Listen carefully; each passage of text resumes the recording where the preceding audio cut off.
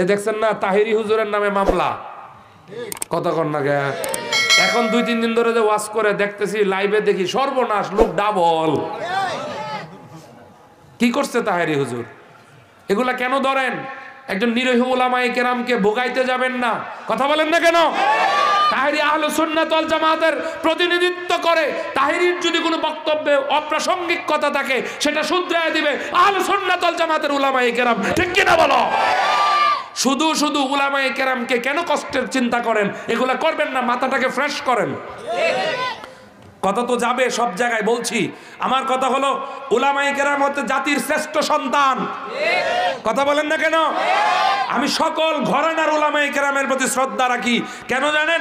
যে মতেরই হোক, তারা কোরআন সুন্নাহর কথা বলে। তাহলে উলামায়ে কেরামকে যদি এভাবে আপনি মামলা হামলার ভয় দেখায়া তাদের বক্তব্য, তাদের কণ্ঠরোধ করতে চান, তাহলে মুক্ত মনটা কই চর্চা হবে?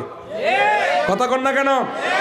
আল্লাহ আমার তাহেরি ভাইকে হেফাজত করুক, আরো জোরে বলেন আমিন।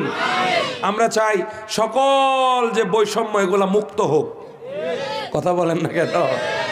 প্রিয় ভাই, বক্তব্য দিতে গিয়ে একটু এদিক সেদিক একটা মানুষের হইতেই পারে, খেয়াল করবেন। আমরা চাই সকল সেক্টরে আইনের শাসন, ন্যায্যতা, সুস্পষ্টতা বলবৎ হোক, বলেন আমিন।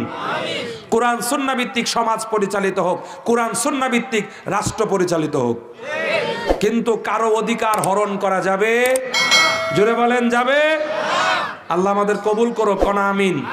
আরো জোরে পড়েন আমিন।